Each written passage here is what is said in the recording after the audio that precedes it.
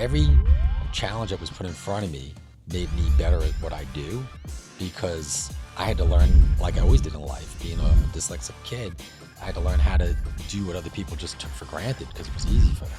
I tell my children, you guys, thank God you guys are smart. I'm very proud of you, but don't ever discount, what you have, that gift that you were given. You got to help people. You got to help people when you can help people and to make them grow, but people have to also take the responsibility. They have to run their stores themselves.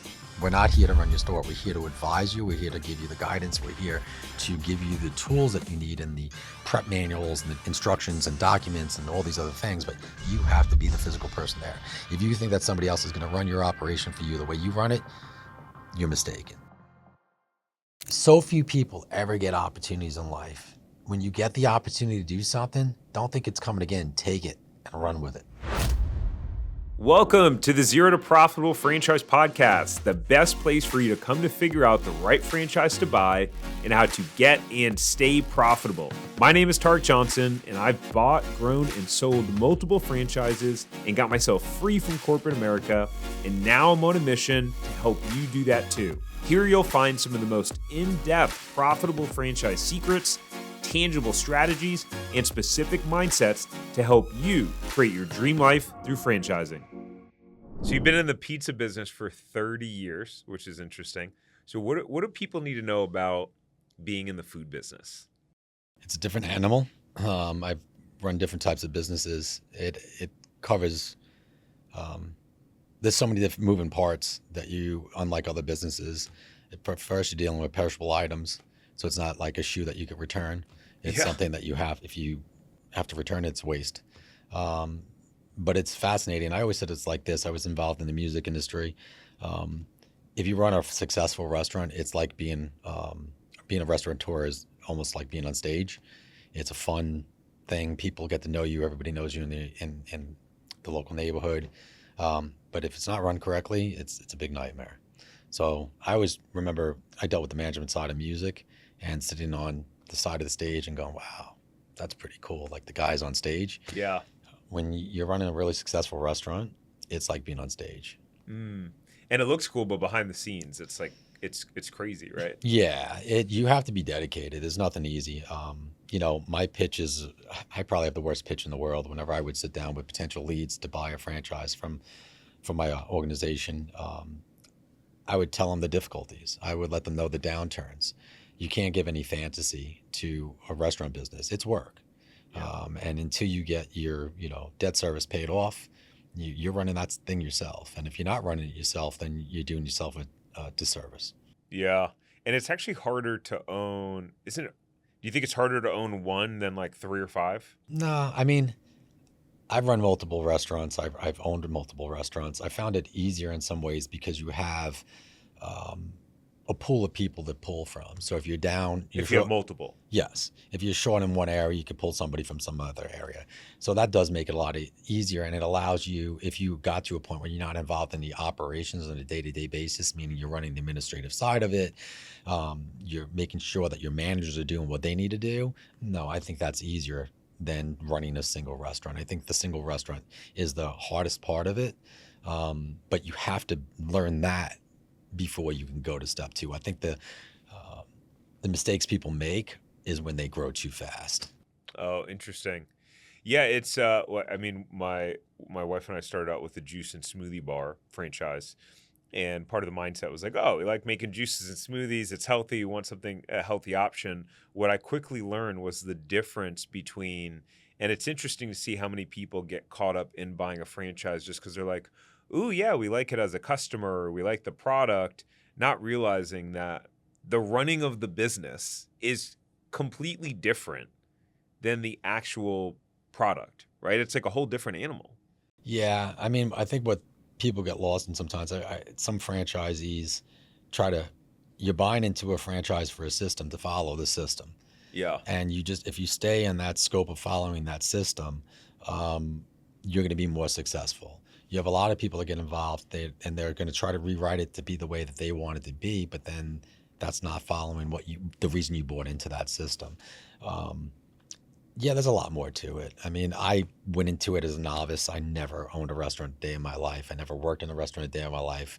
And I'm like, I'm going to open up a pizzeria. I'm in Orlando. There's no pizza here. And I just came from college and there was tons of pizzerias. And I came from New York. It's ton. And I remember my mom going, go work a restaurant first. I'm like, nah, I know what I'm doing. I'll hire this guy and that guy. Yeah, it was a valuable lesson. So I think that's where I try to be very forthright and honest to people that are looking to get involved into the business. Not that it's not fun and it's not successful, that you can't be successful, but you just have to understand the pitfalls as well as anything else. Every business has a pitfall. Yeah. What's the story behind the name NYPD Pizza? I was part of the development and management group for boy bands. And at that time, we were just looking at how to market things. And I wanted to do this pizzeria and then basically said, what about NYPD Pizza? And pretty much the lawyers at the time we were dealing with laughed and like, are you kidding me? It's NYPD. It was never trademarked. So we trademarked it and we ended up getting the mark. And I learned valuable. Yeah, you think you own the world. You're like, oh my. But then you learn about trademarks. There's different categories of trademarks, and it was never done in a bad manner. It was done in a respectful way. Being a New Yorker, it was a good marketing way, and it was respectful to, especially during that 9/11 period, to police officers, emergency workers, and everybody at that point. It was also a good marketing tool. It's very recognizable. And that's what we wanted, but it was a deviation of that mark. Obviously, I'm a New Yorker. We don't want to copy that mark. It was a deviation of that mark. Yeah, interesting. And so, what did you do before the pizza business? And I mean, you have some crazy stories. I mean, you and I have talked. What's crazy is that we met at the gym. We work out at the same place. It's so funny. I feel like how many people that I wind up meeting that are in the franchise world and the business world, and we become friends just chit-chatting at the gym and shooting the shit. It's better than a coffee shop. Yeah, right? I know. So, and you've told me some wild stories just about like your past and things that you've been involved in. Like, what do you feel comfortable in sharing, and kind of what your past life was before getting into this business? Oh, we could go on for hours, man. I mean, this is not going to happen here. I worked for an individual. Believed in an individual, did me wrong, did a lot of people wrong. But at the end of the day, it was a fascinating story. He was involved in blimps, McDonald's blimp and all things like that. Then it went into a world of music. And we were part of the development of Backstreet Boys and NSYNC and some of the largest bands in the history of music. Endless stories of how these things worked and how a belief in this worked and the belief in themselves worked. And it taught me a lot of valuable lessons, that I put into this franchise business. But yeah, no, I'm still friends with a lot of the guys from those bands, thankfully. We supported each other, but that was one of the things. I was one of the few people that walked away and said, I want to concentrate in trying to develop my own type of concept. It was never to do an individual restaurant. It was always to do this in a much larger picture as a chain or a franchise. Yeah. And prior to that, I did some T-Spy yogurts that I managed for my ex-partner and ex-boss to learn the franchise business. And then I transitioned that into an individual pizzeria that the revenue was 5 yogurt stores. And I was like, the hell with yogurt stores, we're going to go pizza. And then there was a slow transition of getting that trademark, which we did. And then years later, developing multiple stores and then turning that and saying, well, I want to do a franchise, which people said, well, you can't do that. You only have 2 units. I said, okay, watch me. A lot of people told me I couldn't do a lot of things, but I ended up doing it. And we did. But it was a long story of a lot of fascinating things that have occurred and a lot of things that I've done that I was very fortunate to do. My wife was a recording artist and pop star. Very proud of her. And so I got to live both worlds, man. I got to go to college. I got to open a franchise. I got to be part of this music industry, which is a whole different world. But as I said, it's having a successful restaurant on a Friday night when it's packed and everything's just buzzing along. Nobody's really catching the problems in the background, right? But everything's just buzzing along is a really cool feeling. Yeah. really cool feeling of a help that you feel you succeeded. People are really excited about your product. We've been fortunate that we didn't follow the norm. We created, everybody goes, great, I got better pizza. We just created an authentic New York pizza. And when you know people drive 20, 30 minutes out of their way to come and get pizza from you, and you don't have to go ask them, how was your food? But they come up and go, dude, you hit it. And that's one of the reasons when I used to travel on the road with these bands and New York pizza, boy bands, let's get some pizza. And it was never New York pizza. And I said, well, this is a void in the industry right now. Nobody's got this. Everybody says, the big New Yorker. No, it's not. And this was specifically in Florida? Is that what you're thinking at the time? Like it just No, doesn't exist I was in Florida? traveling the world. Oh, okay. Yeah. I've traded my logo in 3 dozen countries. No, I was traveling the world when you And went. where was your first store? First store was in Orlando, downtown Orlando. And I did that strategically. I did it some foolish marks because I thought that, I'm going to be by the courthouse and by the arena and it's going to be packed and it's like New York and everybody's going to come in and out. No. 5 o'clock, everything dies in downtown Orlando. It's dead world. Some downtown areas are weird like that. Interesting, huh? Yeah. Most places are like that where the downtown just goes dead. I guess the urban development now in the last 15 to 20 years is trying to, and they are re-energizing the downtown markets. Orlando did it in a big part, but the downtown area, I don't go out anymore, but there was a point where it was really happening. But we were just a few blocks away from the bars. Every challenge that was put in front of me made me better at what I do because I had to learn, like I always did in life, being a dyslexic kid as a kid, I had to learn how to do what other people just took for granted because it was easy for them. I tell my children, you guys, thank God you guys are smart. I'm very proud of you, but don't ever discount, what you have, that gift that you were given. Other people have to challenge. So my little one sent me a text the other day, a little saying that was out there, and it said something to the basis of, people that have C averages succeed better in life than people that have A averages. And I said, that's true because those people with C averages always have to work harder to figure out how to compete against the A average. Yeah. So it gives you a little bit more of an ability to learn how to be street smart. Yeah, it's a good point. And man, I hate it. I hated school. I mean, I wound up dropping out of college. But it's interesting how that doesn't necessarily correlate. But I'm curious. What I'm noticing in all of our conversations is that you kind of have this chip on your shoulder, and that's part of what's made you successful. One of the things that I've seen typically with people that have been successful in business or even in their careers, they have this kind of chip on their shoulder, right? Where, I mean, you're talking about how when they're like, hey, you can't do that. And you're like, watch me. You're like, I'm going to go out there and do that. So where does that chip on your shoulder come from that fuels you and drives you to say, you know what, I'm going to prove you wrong. I'm going to prove that I can do this. So our team have looked into a few hundred franchises and put together a list of 5 low-cost franchises that all make $1 million or more and that have a proven track record of both happy and profitable franchisees. So if you have a net worth of at least $150,000 and you want to see if the territory that you want is still available for any of these franchises, then you can go to franchiseempire.com/check territory. All right, let's get back to the episode. I had very supportive family, very supportive parents, still do, a very supportive family right now. And I think I was at a time growing up when they really didn't understand about learning disabilities for people. And I had a family that said, you can do it. If you brought home a C, can you bring home a B? Not putting you down, but driving you. And one of my best friends said to me, we were out to a breakfast one day, and he said, you look at all of us that grew up together, and we grew up in a middle-class area in New York City, but we all drove each other.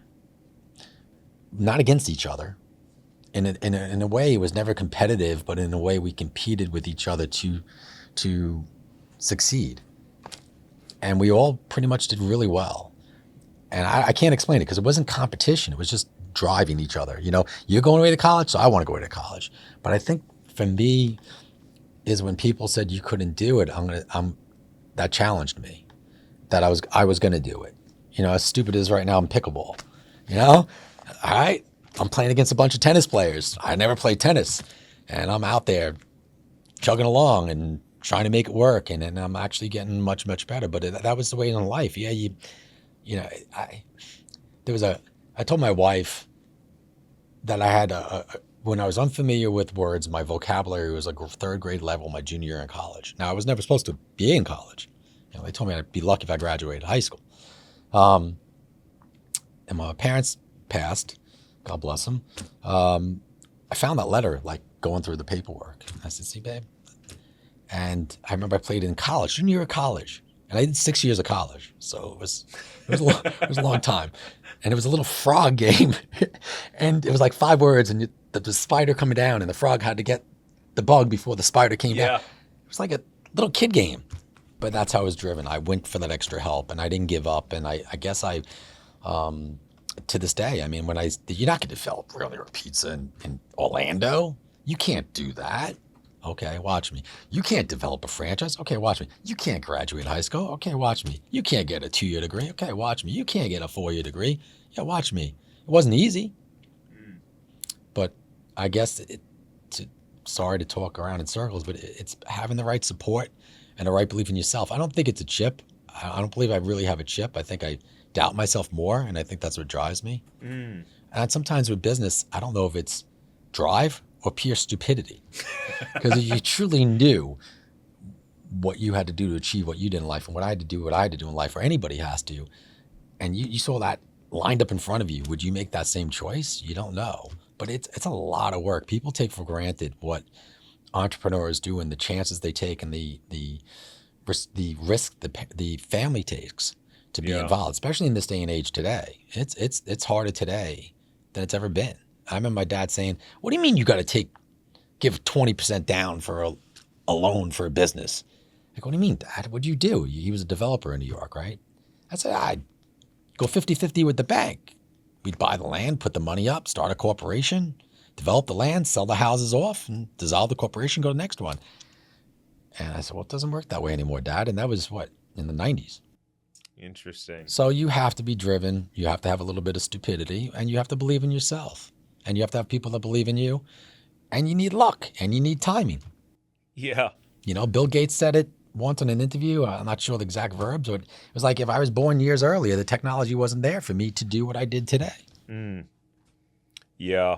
Timing is very, very interesting. So, like, what has been one of your scariest moments in the journey of franchising and being in the food business? Like, what's been one of your scariest moments, and like, how did you come out on the other side? I guess when something went wrong with my ex-partner and ex-boss, and I went from having the world in front of me to having nothing. And having people tell you, well, just throw in the towel, go get a job, or take your expertise and do it as a consultant, or trying to push forward. And so it was like losing your career of 20 plus years, losing everything you developed, and then having to stand up and say, okay, I'm here. Here's where the stupidity comes in. I'm going forward with this. I'm not giving up. My dad, up to the day he passed, said, you have the golden goose. You have this unbelievable logo. You have this unbelievable concept. You have something that other people haven't been developed. You just have to take that to the next level. And that's what drives me. So that was a scary unit. When you go I was in 9 states with multiple stores, and the economy faltered. At the same time, partnership separation because of various reasons, and it was a perfect storm. But I weathered that storm. And so, like, tactically, like, what do you do at that point? Like, how do you start putting the pieces of the puzzle back together? And why not just throw in the towel? Well, first I had to get over 6 months of pneumonia. That was the first part. Yeah. You just deal with it day by day. You just figure out what can I handle right now? What do I believe in? I had a bunch of employees that were with me for years and years and years, and still do. The majority of my staff's been with me for 20 years, and they've believed in it. I still believe in myself. I still believe that there's a void in what we're offering. and you just take on that challenge. I'm not a quitter. I'm not a quitter. If I go work for somebody else and if I go work for somebody else and I make them more successful than myself, and I do all the hard work, I think that would drive me batty. It's if you're doing things, I always say, if you're doing things just for the money, you're doing it wrong. There's always back there. You want to make money, right? Yeah. But you're doing it because you're an entrepreneur. You have this drive. There's something that it's innate in you that people just don't understand. If you want to say it's sports, you're competitive in sports. There's a business side that's competitive. I wake up in the morning and I watch CNBC. I go to bed at night. I watch my Fast Money. I watch my CNBC. Nice. I love the market and how that equates into so many different areas.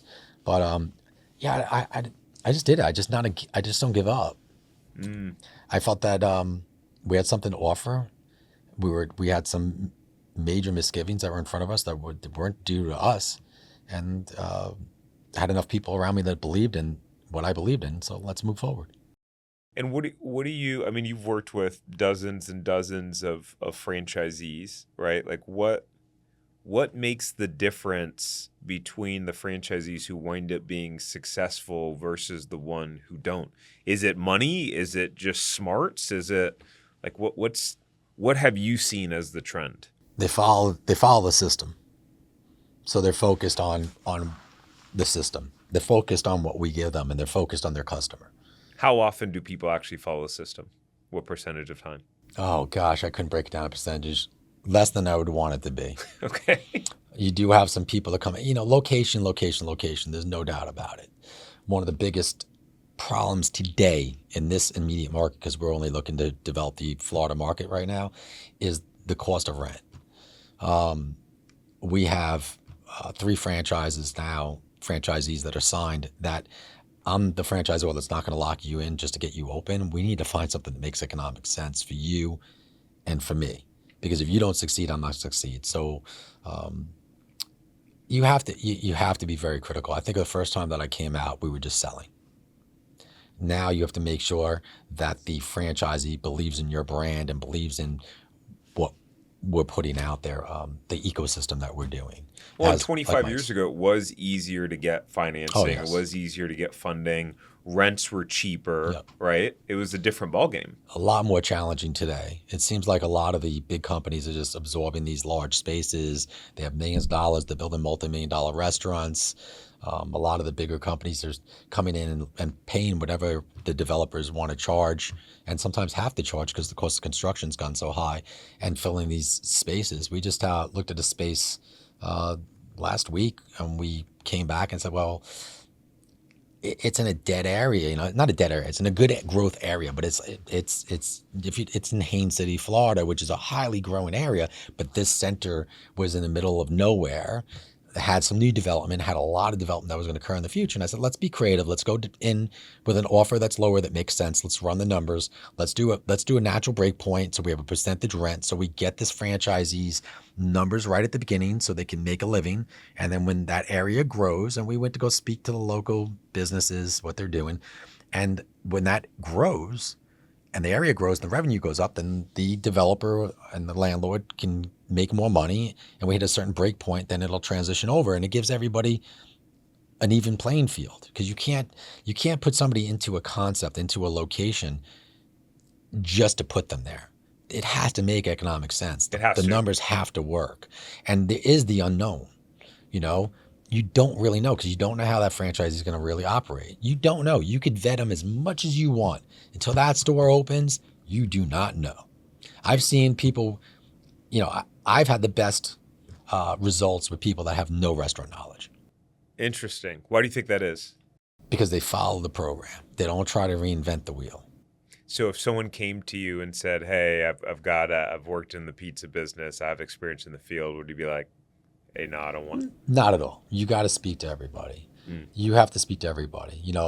The smart way to develop now is to try to get larger developers and do multiple units in select areas so you can offset the cost of freight. Freight's become a major issue. For NYPD Pizza, we have our pizza sauce and our pasta sauce and our flour, all these things are private label proprietary ingredients already made up, right vine tomatoes. We simplified it. But the biggest component that came over the time, cost-wise, is freight. When you bring in tomatoes from California produced and shipping them to Florida, there's a cost to get that product here. Yeah. And then you have to do LTL to your individual, Cisco houses, whatever distributor you're with. So there's a lot more challenges today, I feel, in the 30 years that I've been doing this, way more challenges today than there ever was. Yeah, interesting. Now, you were saying how some of your team have been with you for 20 years. Why do you think that is? I mean, we're in what's interesting is when we talk to people about starting a business, there's some people that go, I don't want to have employees, or I hear, terrible things, or this and that. It's hard to find good people. What's your take on that? I mean, I'm sure you've had turnover, but you've also had people who have been with you for 20 years. How is that possible? My main staff, and I have a very small staff, has been with me for 20 years. They believe that we believe in. We're just waiting for that, waiting for the right opportunity to relaunch everything again. We just recently said we want to relaunch the franchise system. So now it's a different world than it was in the early 2000s, mid 2000s. It's a different way to get leads. It's a different way to vet your leads. It's different finding locations. So last time like I said, I was from California, I was in Utah, I was in New Mexico, I was in Arkansas, I was in Texas, I was in South Carolina. You had 2 here and 7 here and 6 here. And that growth stopped, 08, 09, economy crashed. So that was just timing. Again, that comes down to timing. If we would have had that momentum for another 5 years, we would have had 100 units. It would have been a whole different world. But when everything comes to a standstill, so like what happened with COVID, again, you start get things rolling, boom, everything goes to a standstill for a year or two. And those are things you just can't predict those. They just happen. And are you going to, weather that storm? I know that I went to my franchise systems, and one of my franchisees said this to me. He goes, you came out and sent a letter out to your franchisees that you're going to cut the royalties in half because there was a downturn, and use that money towards marketing and retooling your menus and repricing things. Like we send out quarterly food cost sheets telling everybody what the cost on each item is, and he goes, that's what kept me in the game. And at that time he signed a franchise agreement, didn't open the store, and he's my number one franchisee. And it's people like that I continue to grow for, and people that I only had 2 people at that time, probably out of 30, that thanked me for doing that. And when I owned a franchise, I was a franchisee and owned a franchise. Nothing like that was ever offered. But I think you got to help people. You got to help people when you can help people, and to make them grow. But people have to also take the responsibility. They have to run their stores themselves. Yeah.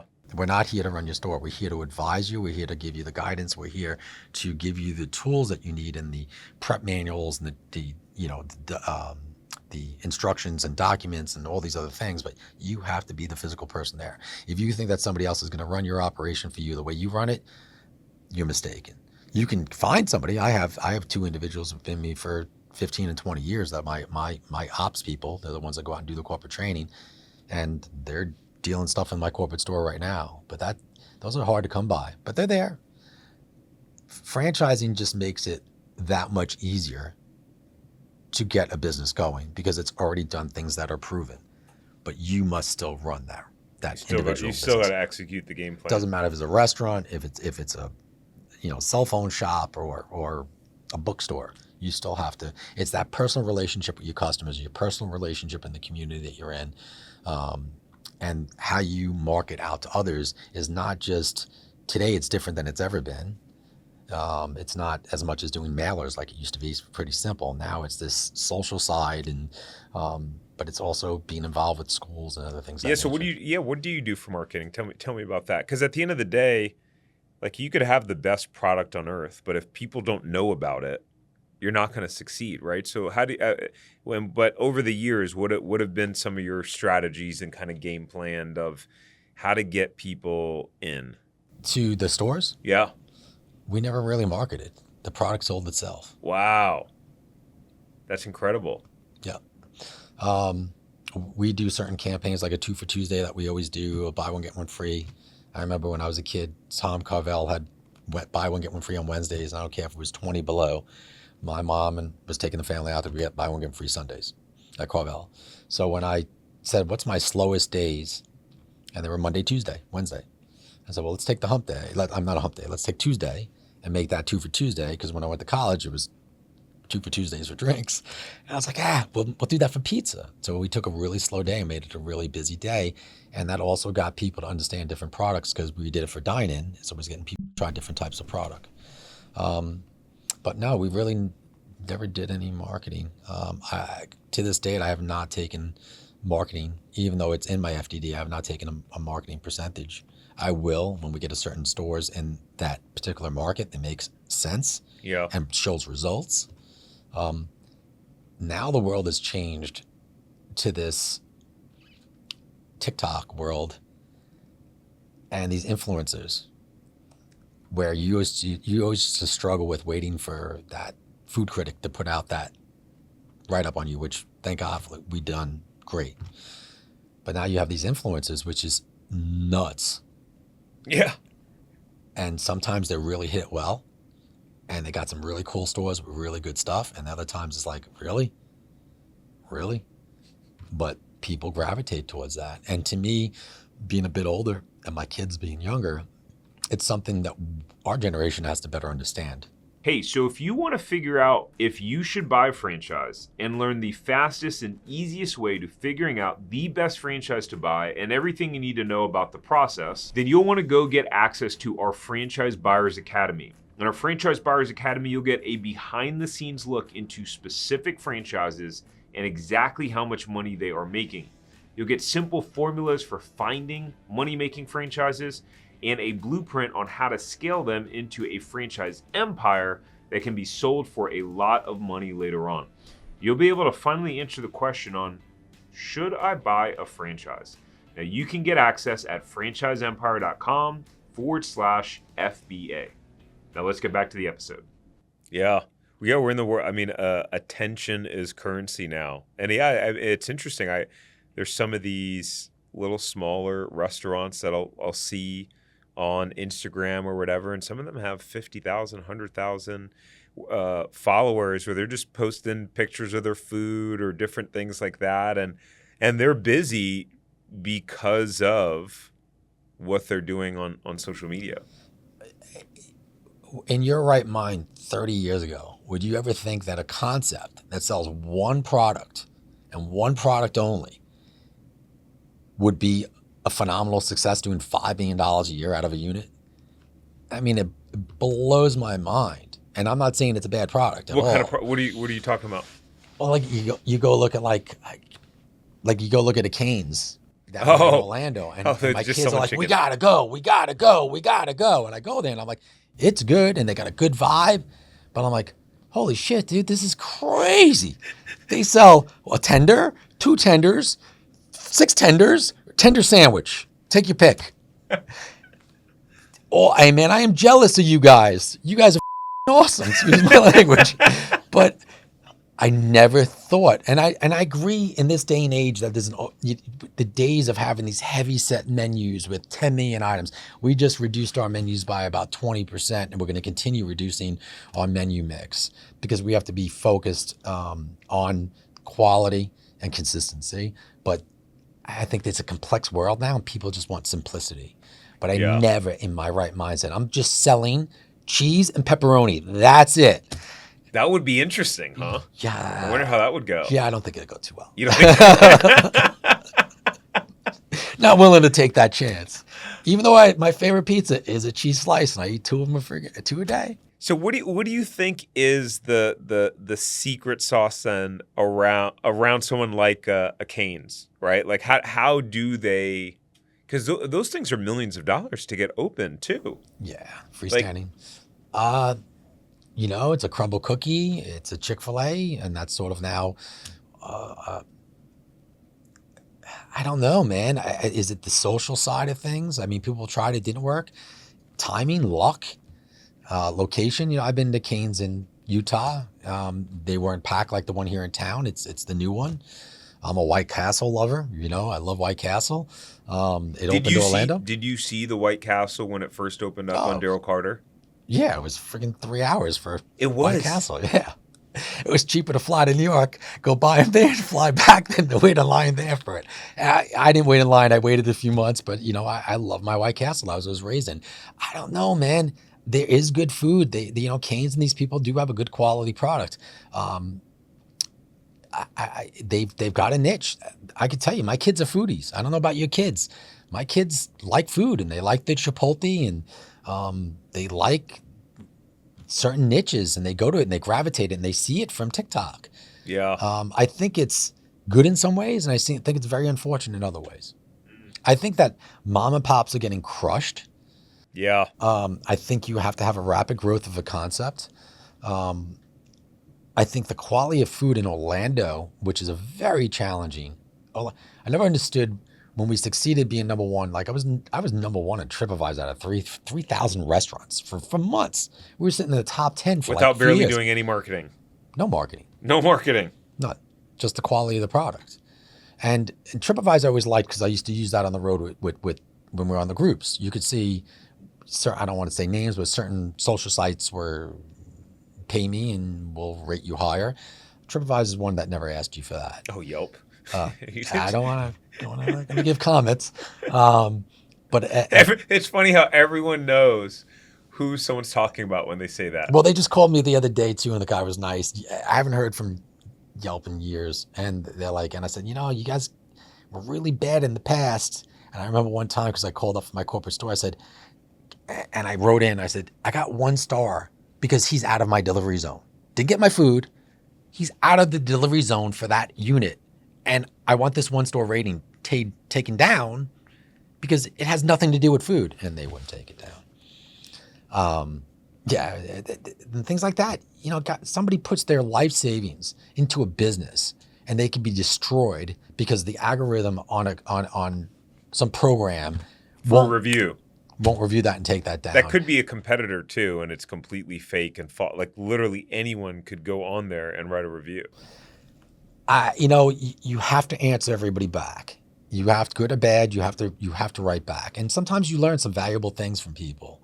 Other times people get played. My manager called me the other day and I had a customer that came in, and we do a kids night where you buy an adult entree, you get a kids meal, and I try to keep everything real. And the person was playing them for multiple meals, and I just told the manager, you have to deal with it on a case-by-case basis. There's no black and white. It's very gray, and you have to figure out how to deal with each person. But going back to those individual restaurants with those successes, hey man, I'm jealous. I'd like to know what they're doing because I like to do the same. And that's, who you know, what you know, timing. It's a little bit of everything. Yeah, it's very interesting. So tell me about what the vision is now. Like, what are your goals? Where do you see this going? You've been in the business now for pretty much 30 years. We went through our struggles. We decided about 2 years ago to relaunch the franchise side of things, be selective in who we take in, and develop in zones, not all over the place. Doesn't mean we wouldn't go to another state. I have the ability to do that with my distribution and manufacturing. It would just have to be because there's a developer in that state, not a one-off. So we're moving forward. Myself and one of my staff we all decided, okay, we're all going to move forward on this together. How we go about doing that is what we're working at now, redeveloping our app. We redeveloped our technology, got involved with a good POS system, redeveloping the website, and then relaunching the company. We're going to get the stores to revamp themselves. The majority of our stores right now are, 10, 15 years old for the franchise side as well. So, and how many stores are there total? Right now we have 5 in Orlando. Okay. So we went from, 3 dozen plus down to 2, back up to 5. And now it's about relaunching. But tomorrow, if you came to me and said, hey man, I have, a guy in, Minneapolis that wants to do 15 stores, I can easily do that because I already was in 9 states. So I already have the structure in place with the manufacturing and the distribution. If you said, I have a guy, at Rollins College has a franchise master's program, and years ago they did a semester project on where would NYPD fit worldwide best.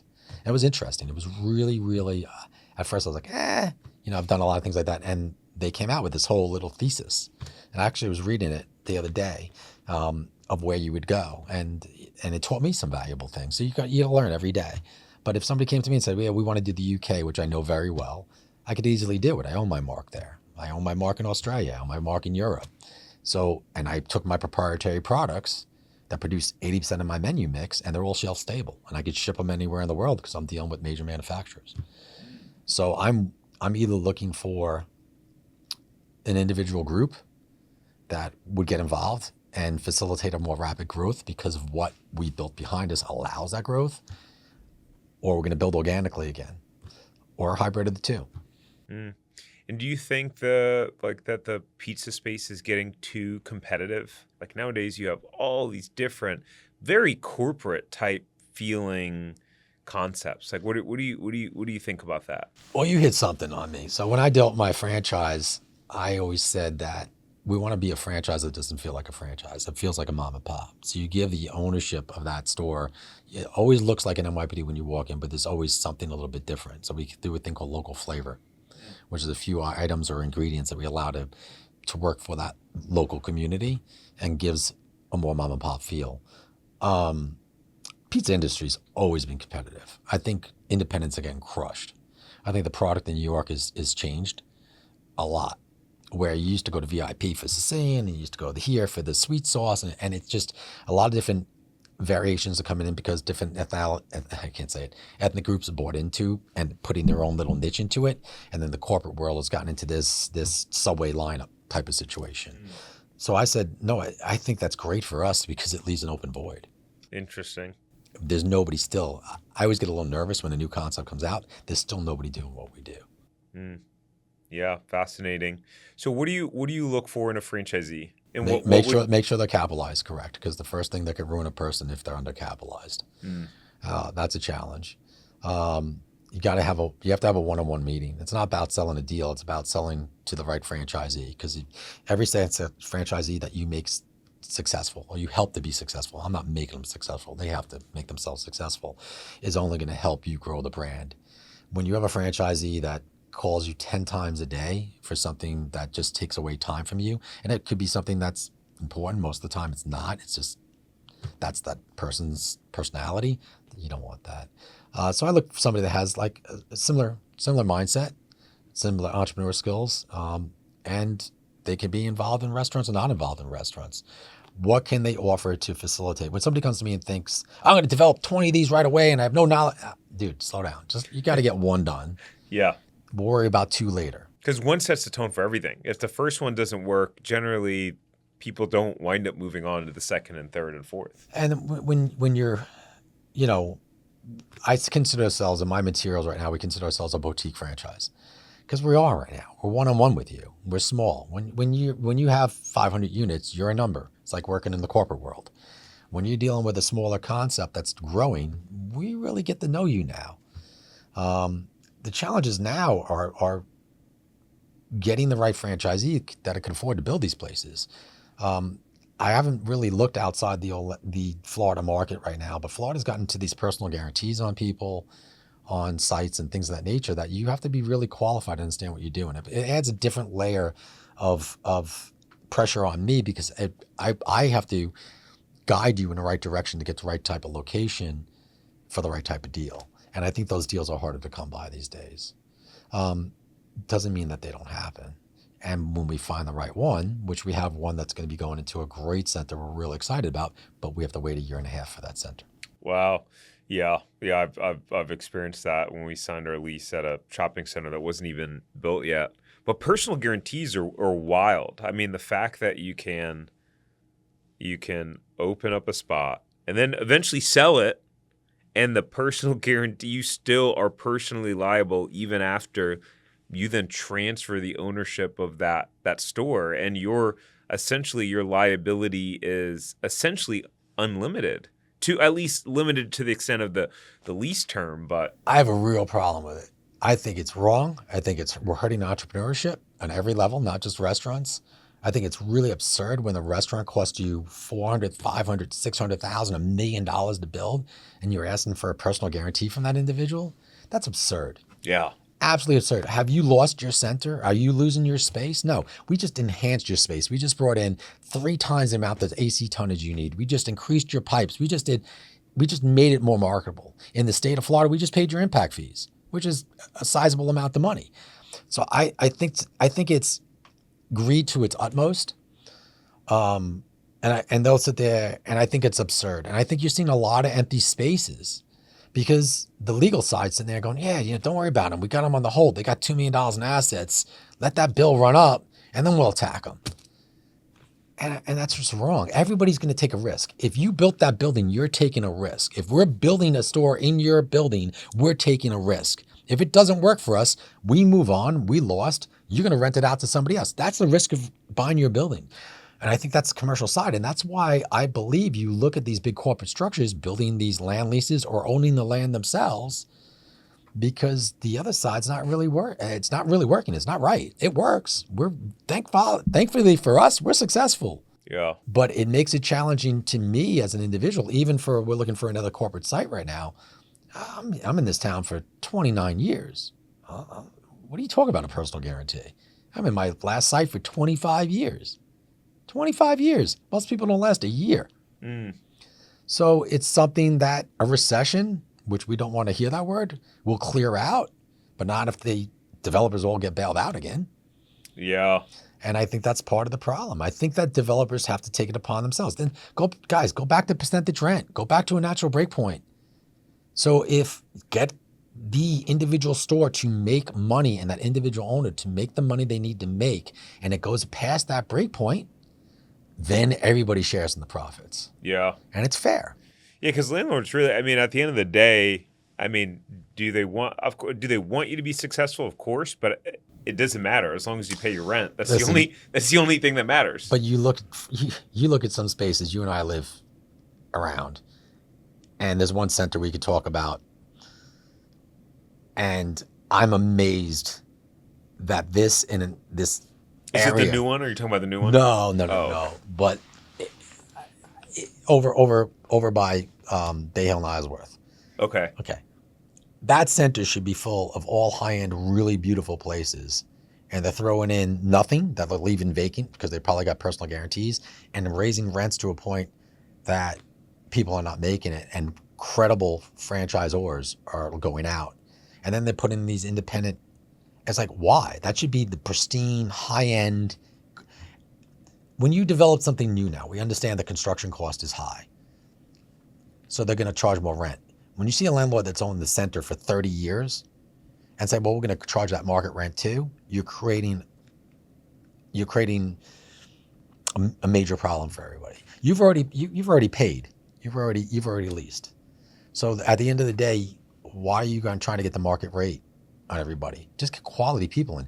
Put the right menu mix in. It's like finding a franchisee or a franchisor. You need somebody with the same beliefs that you have. And filling a space, filling a center up is a art of mixing the right tenants in. And if you mark those right tenants in and you have a viable center, then down the line you could really have a successful. So it's the same with franchising. We need the same culture, the same beliefs that we have to create something. Same people that are going to follow the same concept. Like I said, my best people that I had with me are people that had no restaurant knowledge. So interesting how that works. And weren't even from New York, and they were able to take something to another game and had a really bad location that ended up being a really good location because they lived it and they loved it, and they had their wife in there and their daughters in there, and created this culture and belief. And like I said, my kids are of age now that they work in my restaurant, and that's some of the highlights of my life. You wouldn't have to yell at them that they're on their phone texting. That they're working with me is something that I waited years to get to, and what a short period is because my oldest now is going away to college. But it is a family-run thing, and it is nice, and it is a good feeling when you can have that. And it definitely, that's your marketing. Yeah, 100%. That's what people love. And that's what you want to create. Your local pizzeria. When I was a kid in New York, and I was lucky I could afford 2 slices in a week, and I'd go down and eat it sideways because I wanted to save it, Yeah. And now seeing these high school kids all come into my shop, even though it's not near their high school, and that's a good feeling. So yeah, no, it's been a challenge of the things I've done through the years. I haven't given up, and we've just begun. And people say, where you want to be? Hey man, we want to be a contender in the pizza industry. That's where we want to be. Yeah. In closing, what advice would you give to a new entrepreneur? Someone they're in their first couple of years, regardless of the industry, regardless of the business. I mean, you've now had, decades of being an entrepreneur. What do you say to them? You got to believe in yourself. You have to, like I said, you have to have some stupidity. You have to look blindly sometimes. Be smart. You have to be willing to get dirty. If you think anybody else is going to work harder than you, they're not. They're going to work at your level or below. You might find 1 out of 100 that will work at your level with you. Take care of them. Move forward with them. But don't ever give up, man. That's the beauty of America. We have the entrepreneur's blood in us. We're multicultural. We have the ability. I've traveled the world in music. The United States is one of the few places that allows you to believe in yourself and grow. So I used to go and do a lot of teach-ins, they're called, with the schools. And I would go into those classrooms, mostly with elementary schools and some middle schools, and just say, you got to believe in yourself. Unfortunately, there's a lot of kids that just don't believe in themselves because they never had the proper support. But you have to believe in yourself, and you just have to say, wait, take it by the balls and move forward, bro. You just got to do it. Yeah, I don't know. It's inbred in us. But that's what's exciting, man. I mean, when I opened up my first store out of state and I saw that delivery vehicle go by with my sign on it, that was such a friggin' cool feeling. That was so cool. So few people ever get opportunities in life. When you get the opportunity to do something, don't think it's coming again. Take it and run with it. There's so few times in life you get an opportunity to do something. And it's scary. And taking the financial jump to do something, that's why you're buying a franchise. You're buying a franchise because you're taking their advice. We're not going to make every decision right like everybody else in the world, but we're going to take the expertise and the years of experience we have and try to guide you in the best way that we can. And then it's up to you to work the business. But, that's what you want to go work in the corporate world. Hey, that's some people want to go home every day at 5 o'clock. But the people that you would see and they aspired and they made it big and they're living this life that you're like, oh my gosh, look at them. And you sort of get jealous of it. Man, they took risk. Yeah. They took that risk. Are you willing to take that risk? If you are, then that's the first step in becoming successful. If you're not willing to take that risk, then don't be envious of the other person. Yeah, 100%. Cool, man. Yeah. Thanks for coming on. Hey, appreciate it. We got to go burn some biceps, bro. It's a pleasure. Thank you very much for taking the time, man. I appreciate it. You're very easy to speak with, and thanks. Yeah, absolutely, man. Yeah. Hey, before we go, thank you so much for listening to this episode. Please subscribe here on YouTube if you haven't already. And the biggest thank you that you could ever give me is to share this episode with someone who you think will benefit. That means that we can share this message with more people and hopefully positively inspire them like we have you. So thank you. And until next time, go build your empire.